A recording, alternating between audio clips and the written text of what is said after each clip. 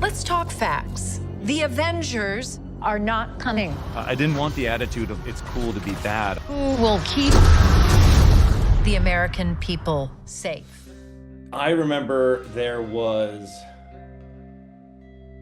adamantium, but this was way before before the most recent Cap and Eternals, or maybe it was around it. But the idea was that to get real granular and get real nerdy, in Iron Man 2, Tony Stark creates a new element. I was going to claim that that element was adamantium, and that he had this sort of weapon of mass destruction idea, because this was also in the fallout of Tony Stark's death, and the idea that corporate raiders were going in on to get his assets, and someone had found out that he had adamantium and they could recreate it. It was going to be another Suicide Squad. They've done 2 Suicide Squad movies. We've seen the Dirty Dozen. What I think that ultimately felt totally wrong is that we didn't want that to be the plot. We didn't want an authority figure taking criminals and forcing them to do something. We wanted what we found is people who feel like they don't belong in this world in any way, about to be discarded, and then kind of standing up for their right to live and exist and pursue their dreams. All of these characters, if you just take one step to look at them from a human lens, are dealing with so much, have dealt with so much. And if you look at them, most of them started out wanting to be good, and then circumstances happened, or they endured something, or they made the wrong choice, and now their past has become an anchor that they are ashamed of, and they're letting dictate their future. And by forcing people who are alike, especially if they dislike each other, and then they slowly realize that they have many more similarities, that just felt like something that everybody could identify with. Everybody could relate to, feeling unwanted, feeling like they don't belong, feeling like nobody cares about them. And the key to that loneliness is connection, and to have a human connection. Wait, us? Yeah, you. Why, you got someplace to be? I love that guy. Well, I think that the tricky thing is we took quite a bit of, I'm not sure if you're familiar with the comics, but like the memory loss concept of the Sentry was very helpful in this. So there's a lot of, I think most of the Thunderbolts are trying to figure out what they want to do and where their place is in with the world. Bob has been reduced to literally, who am I? What? And he wants to believe that he's good, but he has these negative feelings that are anchoring him down. And that's why I really wanted, as much as possible, to kind of have the Sentry be this very good version of him, and then the negative thoughts just drag him down.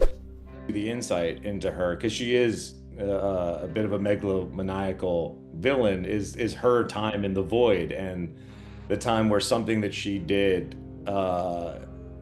fatally hurt someone that she cared about. And then you can kind of see, as this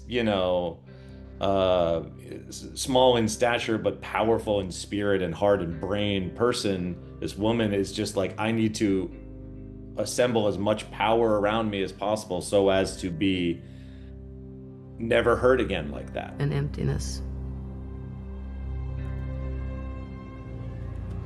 I thought it started when my sister died, but now it feels like something bigger.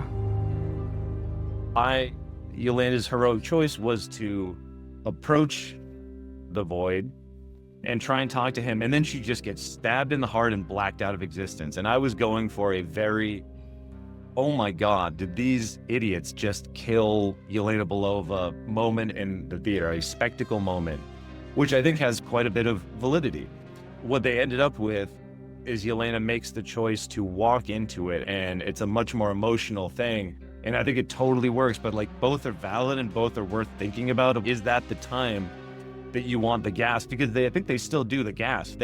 Instead they have David Harbour save the young child.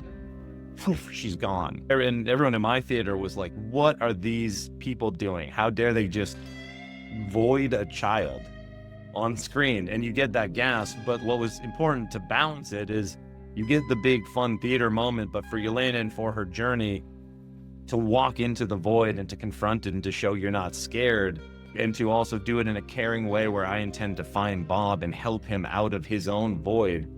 It was more important for her journey that way. So once you're in the ballpark, you fine tune, you calibrate. Is this the time?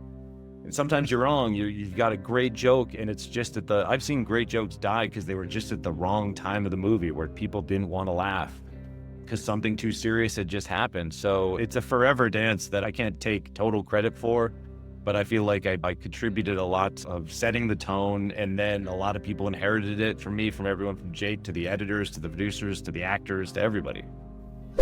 My instinct is to go to something funny, but do you know why you wanted to be the goalie on your terrible soccer team speech? That was, and again, a time where you can find a little laugh, because I didn't want to run as much as everybody else. Like, that's what the goalie gets to just stand there.